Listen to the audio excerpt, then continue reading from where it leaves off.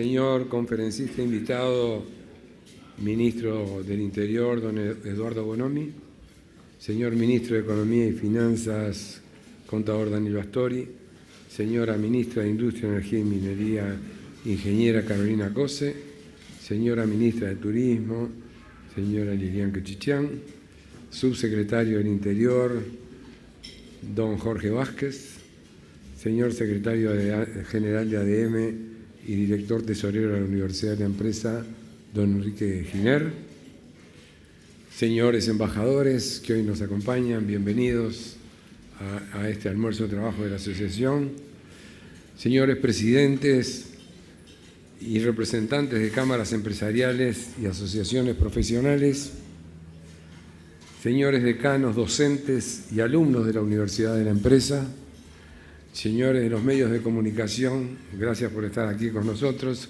queridos consocios, señoras y señores. En este encuentro, hoy aquí estamos, tratamos un tema que no es menor, un tema mayor para todos nosotros, que es la seguridad de nuestro país. Y el tema es seguridad. Las reformas comienzan a obtener resultados. Más allá de las consideraciones de cada uno de nosotros respecto a lo que sentimos y a lo que vivimos todos los días, hay un hecho que para nosotros es por demás importante. Aquí está el señor ministro del Interior, el señor viceministro del Interior y funcionarios del Ministerio dando la cara a todos nosotros, y eso es algo realmente importante. No estamos jugando a la seguridad, estamos haciendo todo lo posible para vivir en una comunidad, en una sociedad que podamos salir libremente y sentirnos sin temores, sin que nos estén acosando, y si dan la cara, quiere decir que las cosas se están haciendo en serio.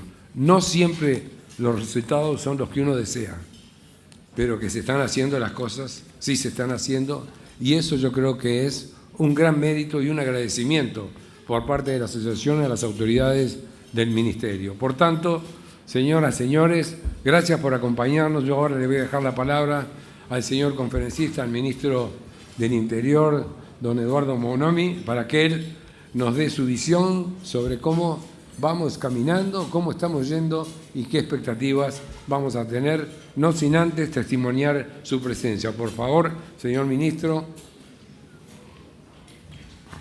Como es habitual en estos momentos, el presidente de ADM hace entrega al ministro del Interior de una obra de artista plástico nacional, como forma obviamente de testimoniar su pasaje por este foro de la Asociación de Dirigentes de Marketing del Uruguay. A partir de este momento, entonces, invitamos a hacer uso de la palabra al señor ministro del Interior, Eduardo Bonomi. Bueno, buenos días. Yo a esta altura no sé si es por evitar la lectura o por aliviarle a ustedes la reiteración, que los saludo a todos, saludando al presidente de la Asociación de Dirigentes de Marketing, Jorge Buchalja. Yo he venido en otras ocasiones y me he basado muchas veces en cifras, en datos. En esta ocasión no voy a hacer lo mismo, me voy a basar en un viejo concepto que se extiende desde el momento en que se terminaron las dictaduras en la región y comenzó el periodo de reconstrucción democrática. Me refiero a la necesidad imprescindible de reformar la policía y adecuarla a una nueva realidad. Pero antes de entrar en un planteo conceptual, quiero contarle dos cosas. Una reciente y otra de hace varios años. La reciente es que ahora, cuando vamos a los consejos de ministros públicos y el día antes nos reunimos con los vecinos, siempre nos plantean la conveniencia de instalar un destacamento policial, tanto en zonas rurales como urbanas, para mejorar las condiciones de seguridad del lugar. Y siempre terminamos explicando que estamos manejando un concepto distinto de seguridad. Pues si instalamos un destacamento, una subcomisaría o una nueva comisaría, necesariamente tenemos que pensar en la servidumbre que el nuevo edificio implica. Y por lo tanto, tendremos que pensar en no menos de 5 o 6 policías inmovilizados para que cuiden el local. Sin embargo, lo que nosotros queremos es que esos policías, en lugar de estar cuidando un edificio, estén en el terreno, en el campo o en las ciudades, cuidando a la gente, a los habitantes de ese lugar. La segunda cosa que quiero mencionar es que cuando estábamos terminando las reuniones multipartidarias de seguridad en 2010, un policía retirado que concurría a esas reuniones en representación de uno de los partidos de oposición me pidió a título personal que quitara la palabra regimiento del nombre de la Guardia Republicana. En ese momento se llamaba Regimiento Guardia Republicana y su denominación provenía de una discusión que se dio antes de la dictadura sobre el ministerio al que debía responder la Guardia Republicana. ¿Ministerio de Interior o Ministerio de Defensa? Finalmente quedó en el Ministerio de Interior, pero se le agregó la palabra regimiento como una concesión a quienes pedían que pasara al Ministerio de Defensa. Esta discusión no era necesariamente entre la policía y el ejército. Era así en parte, y en parte era entre policías y en parte era entre civiles. No era una discusión entre dos instituciones, era una discusión conceptual. En la dictadura tuvo muchos mandos militares que le imprimieron un carácter marcadamente militar. El acuartelamiento, la salida para cosas puntuales, operaciones especiales, motines, es decir, tenían un carácter exclusivamente represivo sin tareas de prevención que cumplir.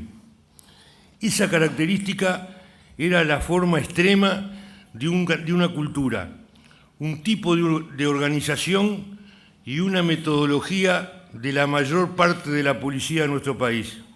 Y esa trilogía, cultura, organización y metodología, terminó permeando el conjunto de nuestra sociedad. Por eso, cuando se necesita mejorar la seguridad, nos piden un edificio, con policías adentro. Todo un símbolo de la policía que estamos tratando de transformar. Por eso, también es imprescindible explicar los conceptos de fondo que están atrás de la reforma policial llevada adelante en Uruguay y mencionar, por lo menos someramente, los fracasos de otras reformas que se han intentado en la región. Las iniciativas de reforma policial en la región se inscriben dentro de lo que se denominan reformas del Estado de tercera generación, ya que no fueron prioridad en la primera y segunda era de reformas.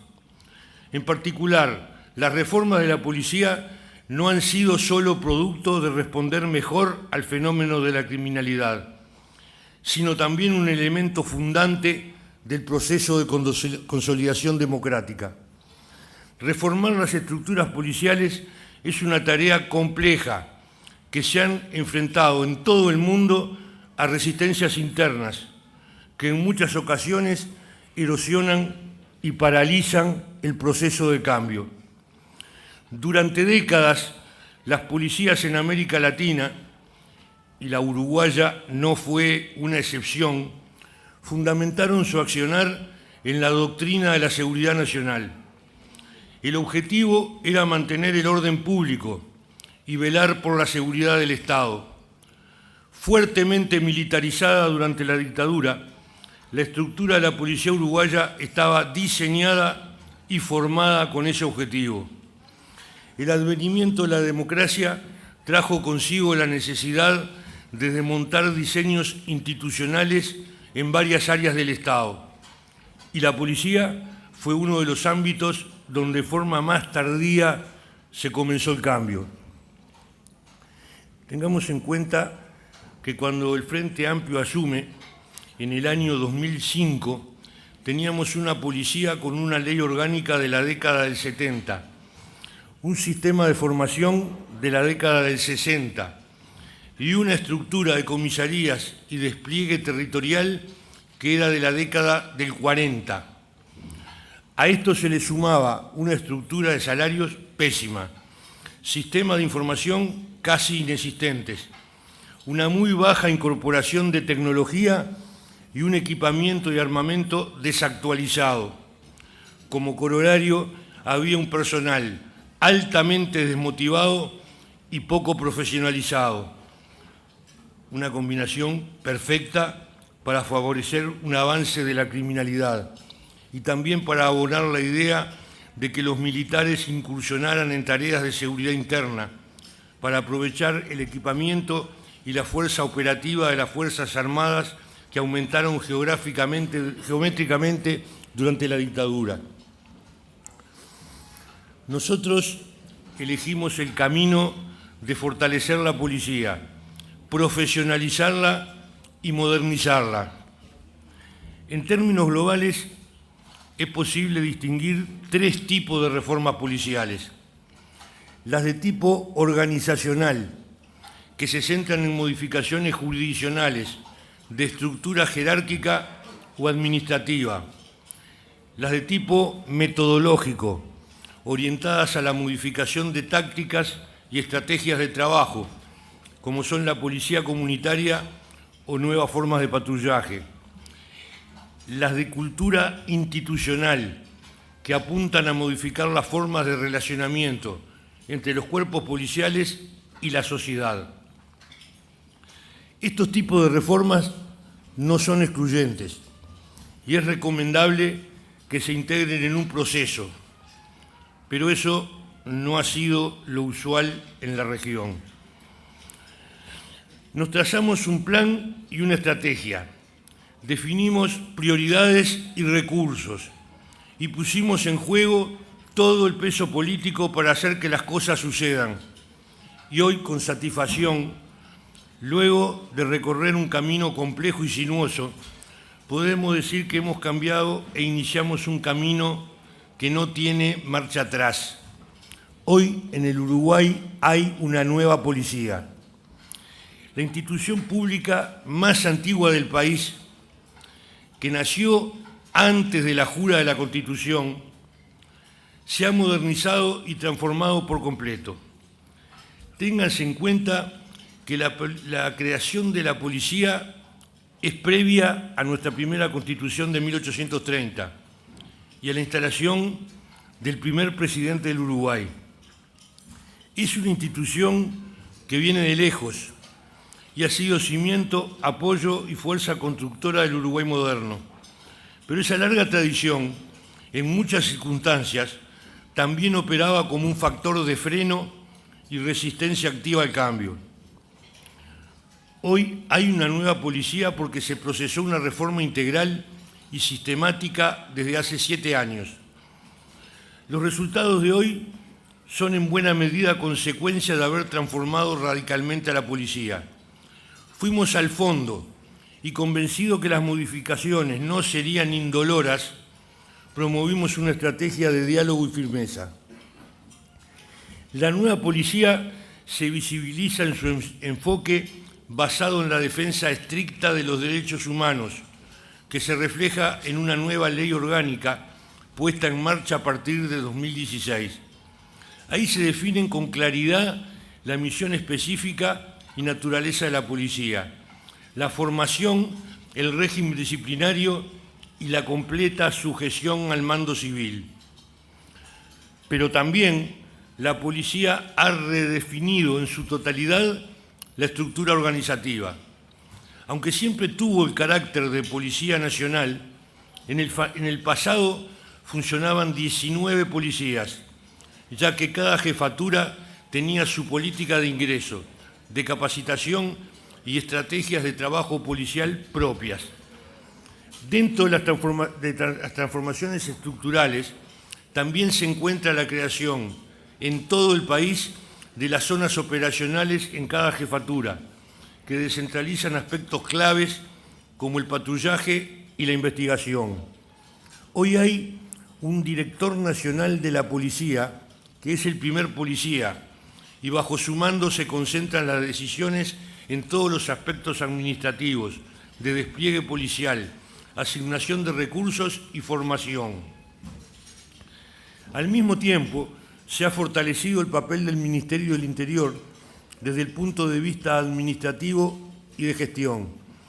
Entre los cambios destacados se incluyen la creación de un sistema integral de pago de los funcionarios de las 33 unidades ejecutoras del Ministerio, la instalación desde el 2010 de compromisos de gestión por el cual se paga en función del cumplimiento de metas, el nuevo sistema de gestión y de mantenimiento de la flota de los 4.500 vehículos del Ministerio y también el nuevo sistema de carga de combustible, por el cual se logró un ahorro del 30% y se eliminaron los vales de pago para cargar. Desde el punto de vista salarial, hemos apostado a una mejora histórica y eliminamos el servicio 222, que extendía las jornadas laborales de la policía a 16 e incluso 18 horas diarias. Otro cambio relevante en la estructura ha sido la creación de la Guardia Republicana, que tiene hoy un despliegue nacional y destina la mayor cantidad de sus recursos humanos al patrullaje preventivo.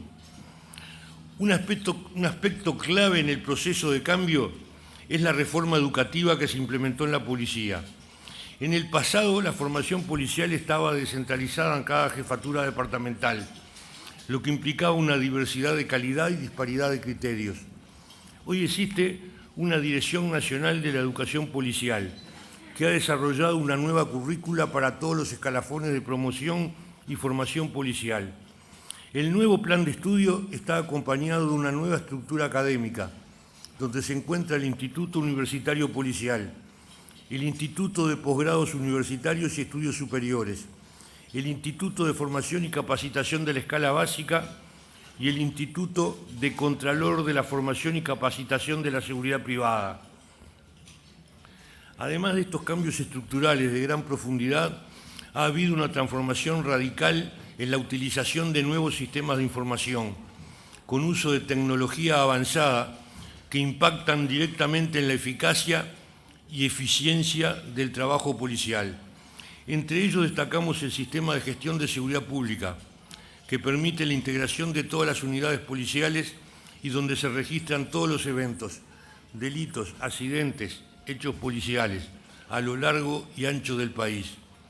También el sistema de tobilleras para monitorear personas denunciadas por violencia doméstica y próximamente para otras situaciones. La incorporación de la videovigilancia y del patrullaje aéreo ha sido también una transformación relevante que ha mejorado sustancialmente el trabajo policial con moderna tecnología al servicio de la seguridad de los ciudadanos. Se le suma la incorporación de alta tecnología en la policía científica y la mejora en la calidad de los registros de los documentos de identificación civil. Hoy tenemos una policía donde se ha procesado una de las más profundas y radicales reformas del Estado en todos sus estamentos y procesos. Desde el punto de vista organizacional, hay un cambio global en los aspectos jerárquicos, administrativos y jurisdiccionales. Desde el punto de vista metodológico, hay un cambio drástico en la estrategia y la táctica policial. Desde el punto de vista de la cultura institucional, hemos construido una policía con mejores vínculos con la sociedad y basada en un estricto cumplimiento de su deber, asegurando el ejercicio pleno de los derechos humanos. En suma, una nueva policía para un nuevo Uruguay. Acá nos queda algo por resolver en adelante. En pocos meses cambia el código del proceso y con ese cambio cambian el titular de la investigación. Dejan de ser los jueces, pasan a ser los fiscales. y son los fiscales los que se van a tener que relacionar con la policía. Nosotros pensamos que hace 2 años que la policía se está formando para eso. Nos han dicho del exterior que es uno de los institutos que participan en el cambio del proceso mejor preparado, pero significa un desafío y tenemos que esperar que eso empiece para ver cómo respondemos. Ha habido una reforma, ahora queda adecuarla a otra reforma. En la región han existido iniciativas de reforma policial con variado éxito. En su gran mayoría abordaron aspectos parciales o áreas específicas, tales como la formación policial o el sistema de patrullaje o la implementación de unidades especializadas como la policía comunitaria. Pero el desafío de una reforma integral, sistemática y fuertemente apoyada desde el punto de vista presupuestal representa en la región una particularidad. Muchos de estos procesos de reforma han sido hackeados por resistencias internas o fueron desmantelados por no tener bases normativas arraigadas. A su vez, en la medida que en muchos casos estos cambios no se reflejaron en la baja de los delitos, la opinión pública no fue un aliado en el proceso de reforma. En nuestro caso, y luego de un camino altamente complejo, estamos registrando en forma sistemática en los últimos tiempos que los efectos de esta reforma de la policía tienen una relación directa con el descenso de los delitos violentos en Uruguay, que los veremos después. Es más, esta transformación institucional, democrática y profunda es la base que explica, sustenta y otorga estabilidad al proceso de la baja de los delitos. Cuando en la campaña electoral el presidente Tabaré Vázquez planteó el compromiso de bajar un 30% las rapiñas, lo hizo porque la transformación de la Policía Nacional ya tenía una dirección y un rumbo claro. Por lo tanto, era el momento de exigir resultados una vez que los cimientos y pilares institucionales se habían consolidado. Nosotros tenemos un cuadro de mando integral que hemos construido para monitorear y gestionar el proceso de reforma. A su vez, tenemos un sistema de indicadores en línea que nos da cuenta de los avances y a partir del cual hemos diseñado la simulación de escenarios para alcanzar la meta comprometida de reducir un 30% las rapiñas. Tenemos un plan, una estrategia y un método. Sabemos lo que queremos y hacia dónde vamos. Improvisar no es un verbo que conjuguemos en el Ministerio del Interior. Nuestros equipos tienen una solvencia técnica y profesional muy elevada. Hemos potenciado su trabajo mejorando remuneraciones, capacitando permanentemente y adquiriendo equipamiento y tecnología del siglo XXI. Pero además hemos fortalecido la confianza respetando la carrera profesional y favoreciendo el orgullo institucional. Esto se traduce en solidez, rumbo, certeza y confianza. Por eso ahora es tiempo de cosecha. Desde el retorno de la democracia, ninguno de los 6 presidentes logró que al finalizar su mandato existieran menos rapiñas que cuando iniciaron el mandato. Repito el concepto para que tengamos en cuenta la dimensión del desafío que nos hemos impuesto. No hay registro ni antecedentes en el Uruguay de que un gobierno haya finalizado con menos rapiñas que cuando empezó su administración.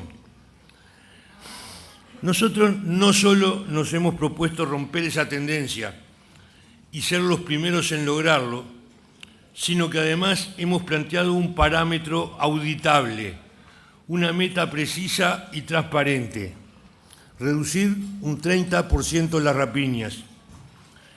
Nosotros gobernamos para cambiar y para mejorar. En el Ministerio del Interior y en la Policía era ineludible una reforma profunda que, como sabemos, muchas veces entra en contradicción con los tiempos políticos. pero nosotros asumimos, junto a un equipo, el desafío de no flotar ni hacer la plancha. Nos propusimos hacer posible lo necesario. Así concebimos la política. Había que hacer la reforma para que pudiéramos tener resultados. Sin cambiar la policía, sin combatir la corrupción, no iba a haber resultados.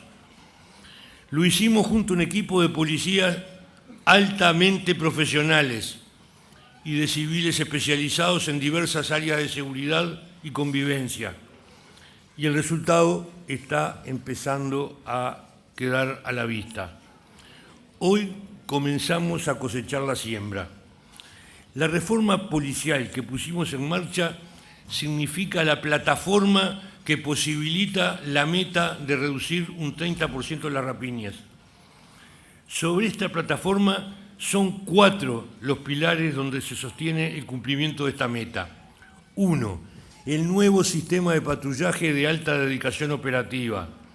2. La extensión de la videovigilancia. 3. La mejora tecnológica y de equipamiento policial. Y 4, y no menor, la mayor capacidad de análisis criminal y de construcción de escenarios que ha generado la policía. El nuevo sistema de patrullaje implementado combina, por un lado, el estudio sistemático y la georreferenciación de los lugares donde ocurren los delitos, y por otro, un despliegue policial con alta capacidad de adaptación y movilidad. Luego del primer año de funcionamiento, hemos lanzado este año el PADO 2.0, que implica un ajuste global y una profundización de la estrategia que ha dado muy buenos resultados. Durante 2016, en los barrios donde se desplegaron los 1.000 efectivos del PADO, Policía de Alta Dedicación Operativa, las rapiñas descendieron un 40%. Y en las calles específicas alcanzó una rebaja de hasta el 60%. En 2017, con la experiencia y la información acumulada, se define la versión 2.0, que implica ajustar el despliegue y redefinir las zonas en la medida que el análisis de la conducta criminal identifica nuevos patrones de desarrollo del fenómeno delictivo. El segundo pilar que nos permite proyectar el cumplimiento del compromiso de bajar las rapiñas es el sistema de videovigilancia y la respuesta asociada. En el 2012 iniciamos la primera experiencia de videovigilancia en la Ciudad Vieja. Eso nos permitió desarrollar una experiencia, aprender de los errores y lograr resultados muy potentes. Desde el 2012 a la fecha, en la Ciudad Vieja, las rapiñas bajaron un 70% y los hurtos un 83%. Luego extendimos el sistema en zonas céntricas de la ciudad de Montevideo y se instalaron cámaras en el interior del país. Hoy, la realidad es que tenemos un despliegue global de 1.855 cámaras en todo el país que cubren 845 puntos. En los próximos 12 meses se instalarán 4.095 cámaras más adicionales a las 1.855, lo que representa un aumento del 220%. Tendremos entonces en un año 5.980 cámaras funcionando en todo el país. Esas 4.095 cámaras nuevas se distribuirán de la siguiente forma: 2.270 en Montevideo, 870 en Canelones, 294 en la ciudad de Rivera, 240 en el departamento de Artigas, 175 en la capital departamental y 65 en Bella Unión, 143 cámaras en Cerro Largo, en las localidades fronterizas de Aceguá y Río Branco, 120 en Ciudad del Plata, departamento de San José, 85 en Soriano, 43 en Dolores y 42 en Mercedes, y 73 cámaras en la ciudad del Chuy, en el departamento de Rocha. A partir del 15 de octubre se estarán instalando en el área metropolitana 15 cámaras por día a los efectos de alcanzar los plazos establecidos. Y estará en funcionamiento el nuevo centro de Montevideo de videovigilancia, que se localizará en la Guardia Republicana. Para poder cumplir este cronograma, hace poco tiempo tuvimos unas reuniones en el Ministerio del Interior con el intendente de Canelones, el intendente de Montevideo y el presidente de Antel y el presidente de UTE, porque si no se hace sinergia no se pueden instalar 15 cámaras por día durante más de un año. El tercer pilar, esto es inédito, haber logrado esto y por parte de 5 instituciones y habernos comprometido en esto es inédito en Uruguay. El tercer pilar en el que se basa nuestra certeza en la estrategia de baja de rapiñas es la mejora del equipamiento y tecnología disponible para prevenir y combatir el delito. Hemos adquirido mejor armamento, aumentamos la flota vehicular, incorporamos tecnología de punta en la policía científica, tenemos drones, helicópteros y avionetas en la unidad aérea de la policía y hemos capacitado a equipos en tareas especializadas para abordar la criminalidad. Hoy el Ministerio del Interior cuenta con un presupuesto adecuado, luego de décadas de abandono. El cuarto pilar es la capacidad desarrollada en el Ministerio del Interior y la Policía Nacional de análisis criminal sistemático en base a información y evidencia. La utilización de sistemas de denuncia en línea y el desarrollo de la georreferenciación del delito posibilita un estudio muy detallado y actualizado del comportamiento criminal. En base a un método científico de análisis, se despliega el patrullaje, con lo cual se vuelve más eficiente el uso de los recursos y, por ende, la policía es más eficaz en su trabajo. La profunda reforma del Estado que se ha producido en la Policía Nacional configura entonces la plataforma que posibilita los cambios. En el año 2015 se registraron 21.132 rapiñas en todo el país. Lograr un descenso de un 30% implica llegar a 14.792 rapiñas, es decir, 6.340 rapiñas menos, y mantenerse o bajar después. Sobre todo bajar. En el año 2016 se inició el descenso y alcanzamos un 3,8, que implicaron 800 rapiñas menos. Fue el año que pusimos en marcha el PAO, que comenzó el 11 de abril. A partir de abril de 2017 comenzó el PADO 2.0 y en el segundo semestre se iniciará la colocación masiva de cámaras de videovigilancia en el área metropolitana y áreas estratégicas en el interior del país. En lo que va del año y con datos al 26 de junio, es decir, casi prácticamente la mitad del año, las rapiñas han descendido casi un 11%, con referencia al año 2016 y un 12,3% en relación al 2015.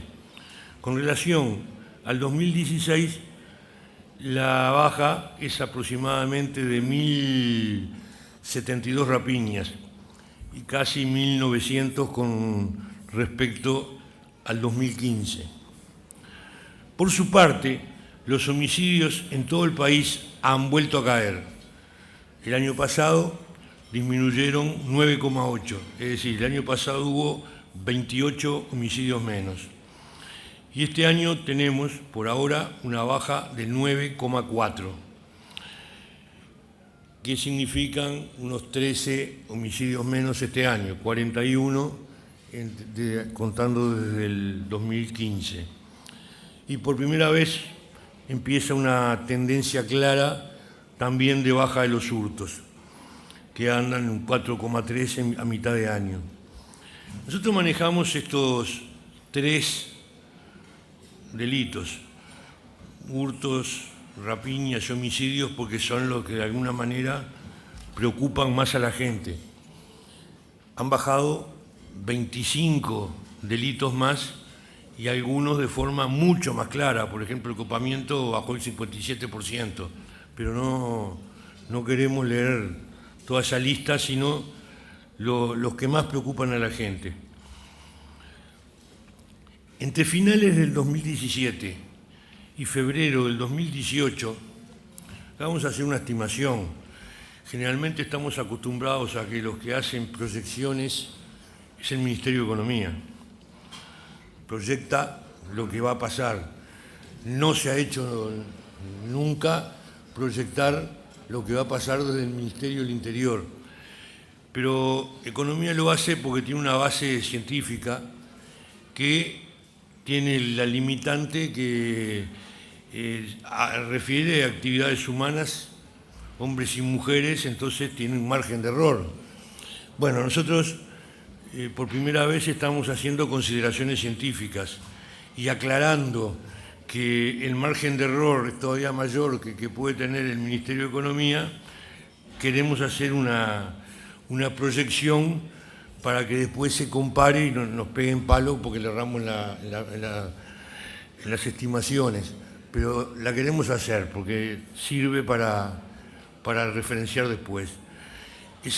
La primera etapa es el fin de año. Nosotros pensamos que a fin de año tenemos que haber bajado por lo menos el 15%, la mitad del compromiso.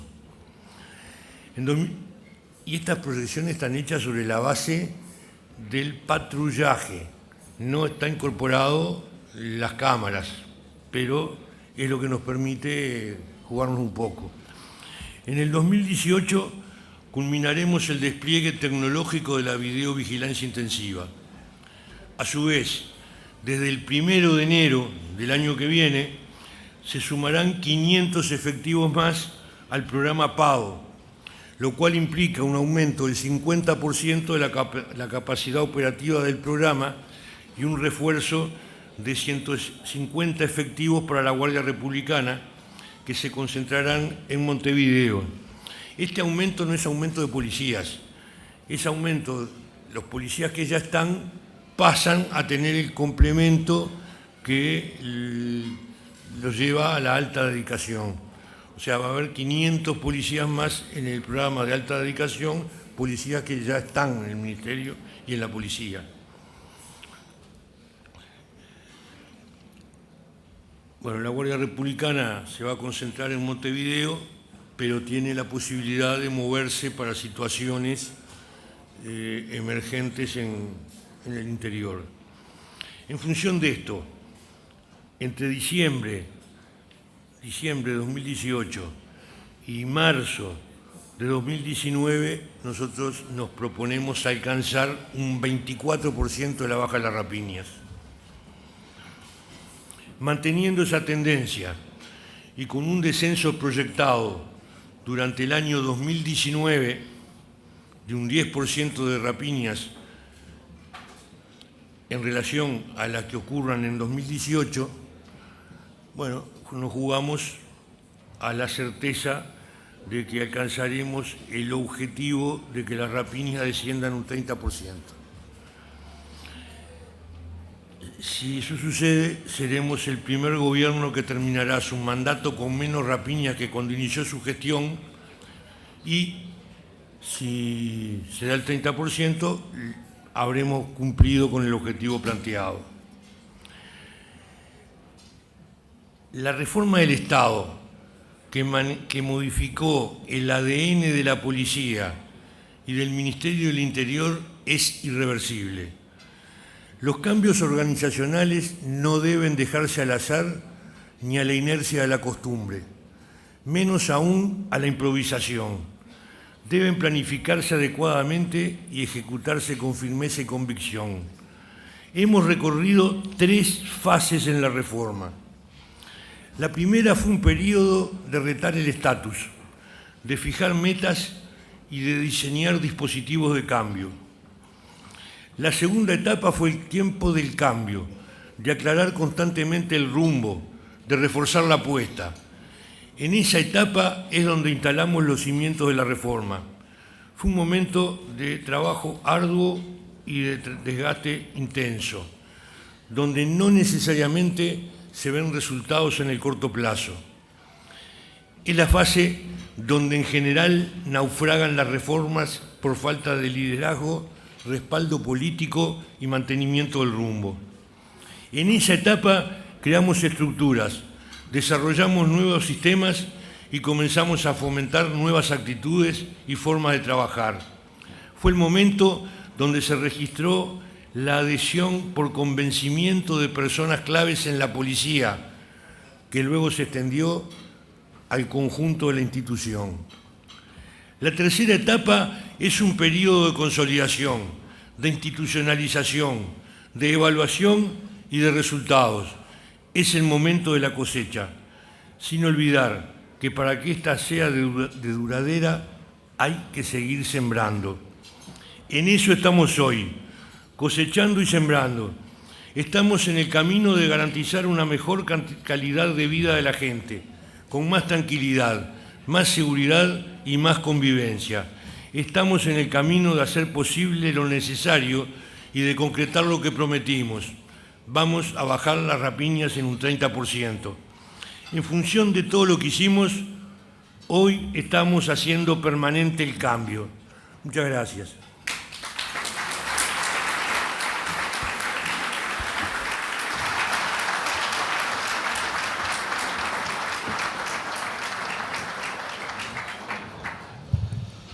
Buenas tardes. El gusto de estar acompañándolos. Ministro, usted hizo referencia al enorme esfuerzo presupuestal que el país ha hecho en todos estos años para fortalecer el presupuesto del Ministerio del Interior, el enorme esfuerzo en la modificación de la organización de la mentalidad de la fuerza policial. Usted ha hablado de la proyección en la caída de las rapiñas. También hay que tener en cuenta, y me parece que es relevante, que porque usted hizo referencia a los gobiernos anteriores y que ningún gobierno había logrado bajar el número de rapiñas al finalizar su gobierno. Es cierto que la fuerza política lleva 3 periodos, este es el tercero, y usted en lo personal lleva 7 años en el ministerio, lo cual es una estabilidad agregada a la gestión. El nivel de las 14.797 rapiñas que usted planteaba en el 2000, al final del periodo, ¿es el que el país se merece por el esfuerzo? ¿Es lo que esperan los uruguayos? ¿Es una cosa tolerable para la sociedad ese nivel de rapiñas? Es una respuesta interesante, porque eso apunta a que uno, primero que nada, se tiene que plantear lo que es necesario y a continuación tiene que ir combinándolo con la posibilidad de llegar a eso. Entonces, cuando uno tiene 21.000, lo deseable es bajarlo, y porque sabe que no lo va a llevar de 21.000 a 1.000 ni a 2.000, lo va a ir bajando. Entonces ese es un objetivo que tiene que ser acompañado de seguir manteniendo la baja para poder llegar a lo que se necesita. Pero no se puede medir la gestión a partir de una cifra dada previamente, porque a esa cifra dada previamente llegamos a partir de 6 gobiernos anteriores. Y los que plantean que empezó el problema del delito en Uruguay a partir de 2005, se olvidan que en campañas electorales anteriores los partidos que estaban en la oposición le cuestionaban al partido que gobernaba que la seguridad estaba descontrolada, y a partir de ese descontrol, según los partidos de oposición de ese momento, fueron aumentando las rapiñas hasta llegar a una cifra que en 2015, cuando nosotros dijimos vamos a trabajar para bajarlas, no porque ahora queramos hacerlo, porque lo quisimos hacer desde el 2010, sino porque en el 2010 para bajarlas hicimos todo lo que dije ahora, que generamos una reforma a la policía y un combate a la corrupción que hiciera posible la baja. Entonces a partir de ese momento nos pusimos un 30% y que da 14.700 La cosa es seguir bajando después. Entonces, en un proceso que para nosotros se ha consolidado, hay que llegar al número deseable. Pero cuando está tan alto, lo deseable es bajarlo. Entonces no hay un deseable de manual, hay un deseable de la situación general del país, la situación real del país. Entonces ahí aparece el deseable. Si tuviéramos 1000 rapiñas, deseables serían 200. Cuando tengamos 200, si alguna vez la tenemos, deseable sería nada. Pero en 21.000, bueno, deseable es bajarlas, y bajarla un 30% es una cifra importante, que nadie lo logró. ¿Qué tal? Buenas tardes para todos. Ministro, usted hacía referencia a la reforma, al avance tecnológico del Ministerio, de la Policía. Y respecto a esto, dos preguntas en una. La primera, ¿cómo ve la aceptación, previo al Código de Reforma del Proceso Penal, ese vuelco de tecnología, de pruebas, de trabajo en esa reforma que lleva adelante la Policía en la justicia? ¿Cómo se ve ese reflejo? Y lo segundo, hacía referencia a la instalación de cámaras, al avance tecnológico que repercute obviamente en esos lugares puntuales. En la Ciudad Vieja, si uno le pregunta a un vecino, dice, bueno, ahora puedo caminar tranquilo que no me van a robar porque estamos vigilados, y la respuesta ha sido buena. Pero si uno va a un pueblito del interior, no es la misma sensación, ya que nos dicen, acá antes no pasaba nada y ahora sí. Obviamente, en el interior, que usted recién anunciaba un avance importante de tecnología, uno supone que va a ser en las capitales departamentales o en lugares poblados con mayor población. ¿Qué se le puede decir a ese vecino de la zona rural, de pueblos con menor estructura y con menor población? Son dos preguntas. La primera, yo creo que la justicia, tanto el Poder Judicial como la Fiscalía, admite perfectamente el uso de tecnología. Tuvimos algún problema hace algunos años que estaban registrados delitos clarísimamente por las cámaras, y la sentencia posterior no tenía nada que ver con eso. Estuvimos hablando en la Suprema Corte, y la Suprema Corte, los ministros de la Suprema Corte entendían perfectamente que lo que se mostraba era como decíamos, y creo que hubo conversaciones en ese sentido, y hoy creo que se admite perfectamente el uso de la tecnología. Podrá haber alguna discusión si a juicio del juez actuante una persona que se registra es la que se le lleva o no. Esas dudas pueden haber y probablemente existan siempre, pero el uso de la tecnología es aceptado perfectamente. La segunda pregunta, entramos otra vez dentro de lo relativo. Hace poco fui a Tacuarembó, y un periodista de Tacuarembó me decía, y me preguntaba por eso, ¿no?, por el aumento de las rapiñas.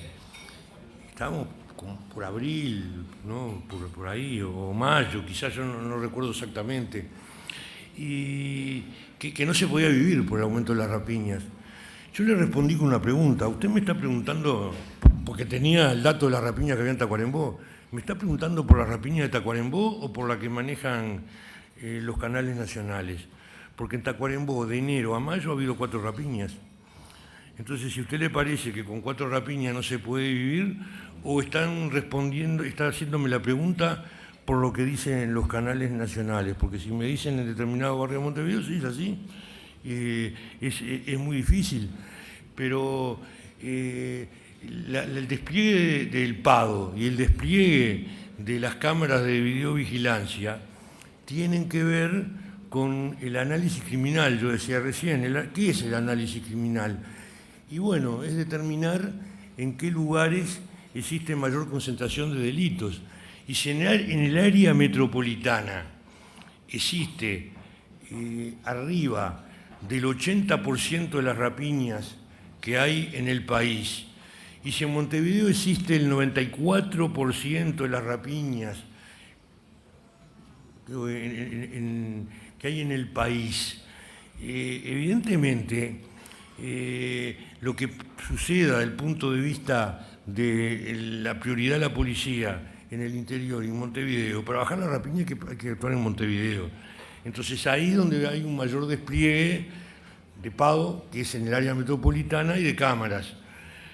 Pero no, las cámaras no es únicamente, porque la lógica de las cámaras tiene la franja turística, Colonia, San José, Montevideo, Canelones, Maldonado y Rocha. Tiene la lógica de la importancia de la frontera seca, ¿no? Tiene esa lógica. Ahí hay que cuidar de alguna manera, porque además los delitos que suceden en Uruguay, Uruguay no es una isla, es un país en medio de un continente y una región muy complicada. Nosotros, aunque la gente no lo registre, pero nosotros sí lo registramos para hacer el análisis criminal. Han bajado las rapiñas, han bajado los hurtos, han bajado los homicidios en momentos que en toda la región sucede lo contrario. Suben las rapiñas, suben los hurtos, suben los homicidios. En los lugares turísticos donde van los uruguayos, Bahía, la tasa de homicidios es de 62 cada 100.000 habitantes. En Uruguay es 7,6 cada 100.000 habitantes. Y en la zona turística de Uruguay es muchísimo más baja. Río anda similar. Maceilot andan 56 cada 100.000 habitantes. Entonces, ese es lo que nos rodea y eso es lo que nos provoca determinados problemas. Entonces, muchos de esos problemas que pueden suceder en la frontera nos vienen de afuera. Nosotros en el Chuy tenemos una ciudad binacional. Tiene más o menos 10.000 habitantes de cada lado. Del lado uruguayo, del lado brasileño. Del lado uruguayo hay 60 policías. Del lado brasileño hay 4. ¿Qué está pasando? Se organizan en el lado brasileño, brasileños y uruguayos. Cruzan la calle, roban y cruzan la calle para el otro lado. Están en Brasil de nuevo. La policía nuestra no los puede seguir. Y la policía brasileña no existe en esa zona. Entonces tenemos un problema. Ahí hay que poner otros dispositivos de seguridad.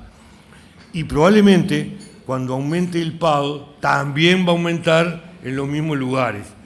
Es decir, esa es la razón por la que se prioriza algunos lugares para desplegar cámaras y no tanto en el interior, aunque el interior también es diferencial.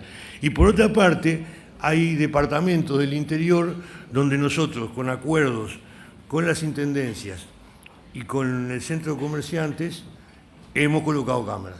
Hemos financiado entre 3 partes las cámaras y hemos colocado cámaras.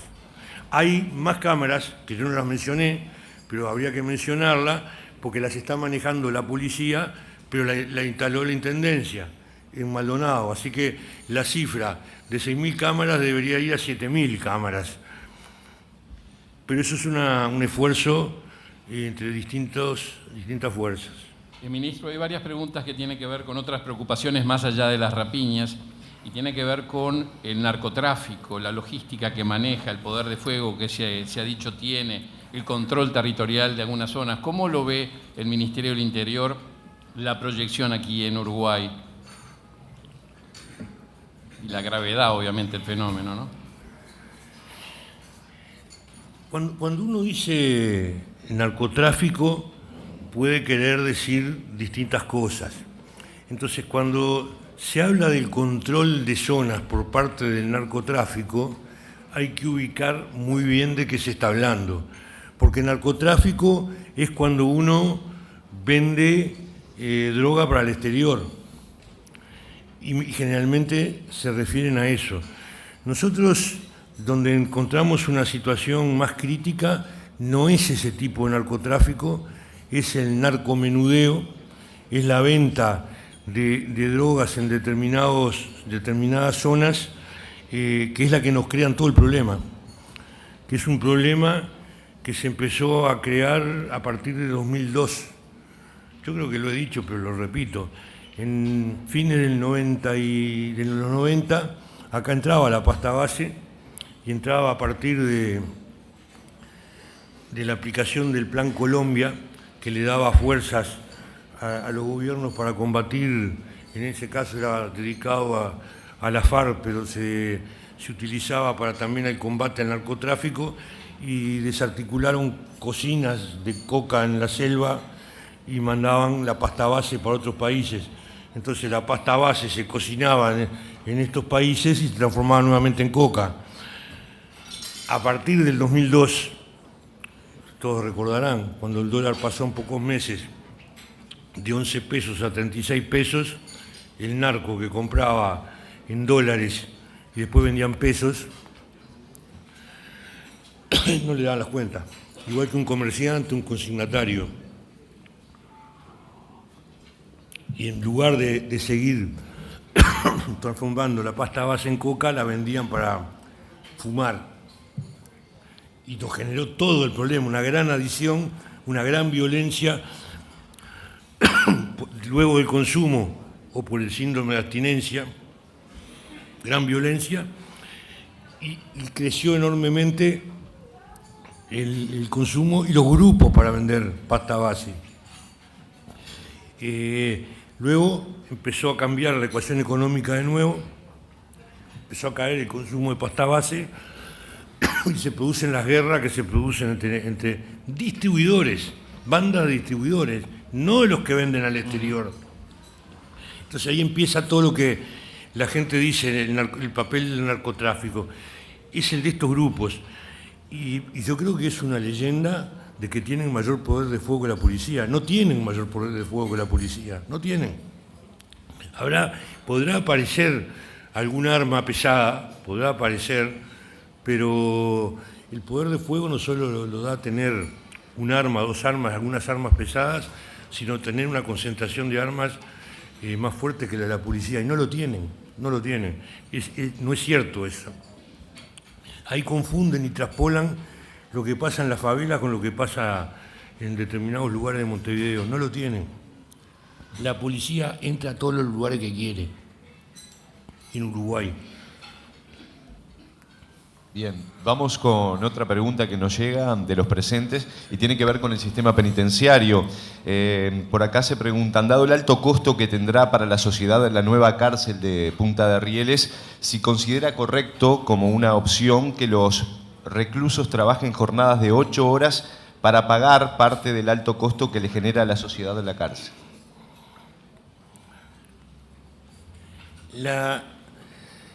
El papel de la cárcel en casi todas las sociedades, algunas no, pero casi todas las sociedades, es de que la persona que cae en prisión pueda salir mejor de lo que entró, no como delincuente, sino en condiciones de integrarse a la sociedad con hábitos de trabajo y estudio.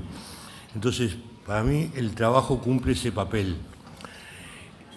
Pero para que cumpla ese papel, yo creo que es bueno desarrollar posibilidades de trabajo productivo para la sociedad.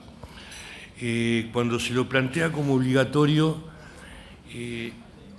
yo creo que hay países que lo consideran obligatorio, pero lo consideran obligatorio partiendo de la base que alguien que está en prisión tiene 3 cosas. Tienen derechos, 1, 2 obligaciones y 3 beneficios. Y la obligatoriedad del trabajo está relacionado con el aumento o la pérdida de beneficios. Entonces, en ese sentido, se puede ejercer algún tipo de presión hacia el trabajo.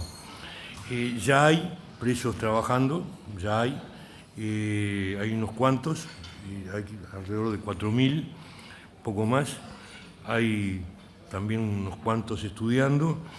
Entonces yo creo que es bueno, y es bueno que se utilicen el trabajo para cuestiones productivas.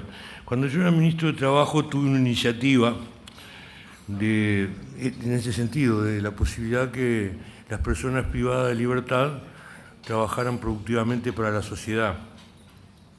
Lo que me dijeron por 2 lados. Por un lado, los trabajadores con el alto desempleo que tenemos en este momento, no nos parece conveniente que sea el preso el que haga determinados trabajos. Y por el lado de las empresas, me planteaban que había competencia desleal en algunos emprendimientos que se estaban llevando adelante en el CONCAR, al punto que terminamos suspendiéndolo. Entonces yo creo que es un tema delicado y que hay que discutirlo. Y el mejor lugar para discutirlo es el Parlamento Nacional y no el Ministerio de Interior, aunque el Ministerio de Interior va a ser convocado todas las veces que se habla de este tema, igual que el Ministerio de Trabajo, que debería ser convocado. Por otro lado, nosotros hicimos un proyecto de ley del trabajo de las personas privadas de libertad, que tuvimos una diferencia con el Ministerio de Trabajo que llevó a que no se presentara. Y esa diferencia es de las cosas que hay que discutir precisamente, porque el Ministerio de Trabajo quería incorporar el derecho a la licencia. Y nosotros no queríamos el derecho a la licencia, porque el derecho a la licencia es que volviera nuevamente a la celda y perdiera lo que es un elemento importante en la rehabilitación. Como no nos pusimos de acuerdo con eso, no hubo ley, pensamos que debe hacerse una ley y que papel importante lo va a tener el Parlamento Nacional. Ministro, un tema que hay varias preguntas y que no le compete solamente al Ministerio del Interior, sino que va más allá de eso y tiene que ver con las penas, ¿no? Cuando arrancó la administración, el Frente Amplio había planteado no aumentar más las penas, sin embargo se han aumentado en algunos ítems. ¿Cómo ve usted personalmente el tema de las penas y qué función tiene como una herramienta para el control del delito? Estamos otra vez en el campo de lo relativo, porque acá se ha discutido mal toda vez que se discutió. La receta de la seguridad es aumentar las penas, por un lado, y por otro lado no se aumenta nada las penas. Yo creo que lo que hay que discutir es si todas las penas que tenemos son adecuadas o no, y si hay penas que no son adecuadas, porque son muy bajas, habría que subirlas. Y yo creo que se usa mal otro elemento que tenemos, que es la pena alternativa, no se usa y que se debe usar más, y para eso quizás en eso sí estamos abocados. El Ministerio del Interior tiene que asegurar que cuando se da una pena alternativa se controle bien.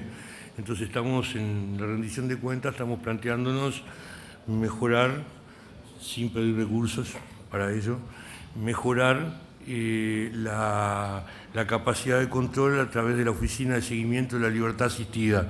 Pero la discusión, a mi juicio, aumento de penas sí, aumento de penas no, es una falsa disyuntiva. Es más, los que planteaban, o muchos de los que planteaban que no había que aumentar la pena, nos plantearon el femicidio como una forma de aumentar la pena. Entonces, yo creo que esto no se puede discutir así. Hay que ver pena por pena y yo creo que la gran mayoría son adecuadas. Y hay algunas que quizás haya que adecuarlas. Bien, ministro, ya estamos llegando al final. Hay varias preguntas relacionadas a la situación del policía actualmente. Una de ellas pregunta concretamente si está conforme con el salario que recibe un policía. ¿Qué pasa con la nocturnidad en los funcionarios policiales? Y ¿cómo evalúa la situación de que policías convivan en zonas rojas o zonas donde existe un aparato delictivo y tener que convivir él y su familia con esa situación? En el tema del salario estamos otra vez en lo mismo. Yo creo que si comparamos el salario de inicio de 2005, 4.000 pesos, 4.500 pesos, y el actual alrededor de 30.000 pesos, está mucho mejor, obviamente, está mucho mejor. Si es el adecuado o no, estamos en el marco de un país, en el que el salario real promedio ha aumentado sustancialmente y hay todavía gente que está con salarios bajos. El policía no está dentro de ese campo de salarios bajos. El policía hace un esfuerzo muy grande, entonces podría ser que se pudiera contemplar, pero hay que contemplarlo en la medida de las posibilidades del país. Entonces hemos hecho un esfuerzo enorme, ha mejorado mucho, si se puede, pero en este momento no, habría que seguir buscando mejorar, pero es difícil, no se puede en este momento. Respecto a la vivienda, nosotros en el presupuesto pusimos un artículo que se aprobó, que era un descuento a los policías del 1% para la vivienda para los policías. Y tenemos un censo interno donde hay aproximadamente 800 policías en esas condiciones que usted me refería recién. Tenemos planteado que en este año se puedan salir de esa situación unos 100. Y después, dentro de esos 800, hay algunos que no quieren salir. Bueno, nosotros no podemos obligar. Estamos haciendo otro censo de los que tienen interés en salir. Y ahí tenemos acuerdos con el Ministerio de Vivienda, con la Agencia de Vivienda, y tenemos el apoyo a las cooperativas de vivienda policiales que se han quedado. Es un proceso que hemos empezado, se está tratando de bajar y otra vez entramos en lo que uno se plantea y en el marco de un proceso. Nosotros estamos convencidos que es un problema. La nocturnidad, ministro, le quedó. Me quedó la nocturnidad. La nocturnidad se está conversando en el Ministerio de Trabajo y estamos buscando algunas alternativas que los sindicatos policiales saben cuáles son, pero que lo estamos conversando en el Ministerio y prefiero seguir conversándolo en el Ministerio de Trabajo. Ministro, la última pregunta, y tiene que ver con un elemento que nos estamos acostumbrando mucho los uruguayos, y son ver ajuste de cuentas. Eso es como un agujero negro donde se generaliza mucho y queda, digamos, ese tipo de delitos en la cuenta del olvido para la policía, para los investigadores, el hecho de que se defina como un ajuste de cuentas. Usted sabe que me perdí porque acá me traen un titular que sale lo que estoy diciendo, que ahora voy a lo que...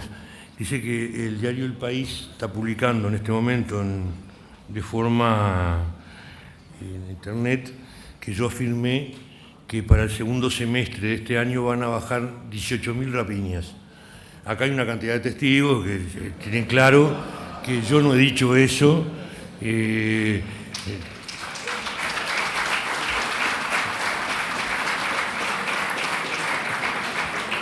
Yo creo que quedaba un 3% de rapiña, un 30% de rapiñas quedaban en vez de bajar un 30%. Esto no es así, lo reitero, es a fin de año, entre diciembre y marzo, entre diciembre de este año y marzo del año que viene, que baje un 15% de 21.000, me parece que no da por ningún lado 18.000. Si me repite la pregunta, por favor. No, le decía que los uruguayos nos hemos acostumbrado a ver una definición ajuste de cuentas cuando hay homicidios y da la sensación, no digo que sea así, como que eso queda en la cuenta del olvido, que es un agujero negro que se meten allí una cantidad de delitos que a veces no se pueden resolver. No, eso es absolutamente equivocado. Yo creo que,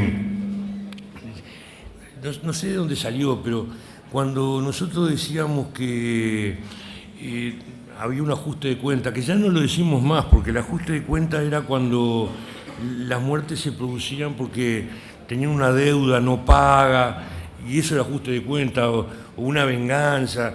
Ahora no es así, ahora estamos en un concepto de guerra entre delincuentes, guerra entre grupos que pelean por el mercado, por el territorio, ahí se produce eso. Y acompañando el concepto anterior que dije, era como si nosotros quisiéramos decir, no se preocupe, mire que ese ajuste de cuenta, a usted no le llega. A nosotros nos preocupaba más todavía, porque esa guerra entre delincuentes, esas muertes entre delincuentes, lo primero que establecen es la pérdida de respeto a la vida. Aunque el que se esté matando sea un delincuente, se pierde el respeto a la vida y después mata más fácil a quien no es un delincuente. Entonces nosotros teníamos una preocupación enorme que el tratamiento mediático que se le dio fue equivocado. Nosotros no tratamos de atenuar el hecho. Y como no tratamos de atenuar el hecho, tratamos de descubrir quiénes fueron, tratamos, pero de la mejor forma posible, porque es sacar a los que están matando en la calle, que así como matan a un delincuente, matan a alguien que no es delincuente. Entonces hay una gran preocupación en ese sentido. Lo que sí sucede es que si a alguien le tiran un tiro y lo matan o lo hieren para robarlo, inmediatamente dice qué pasó. Y los familiares o los vecinos dicen qué pasó.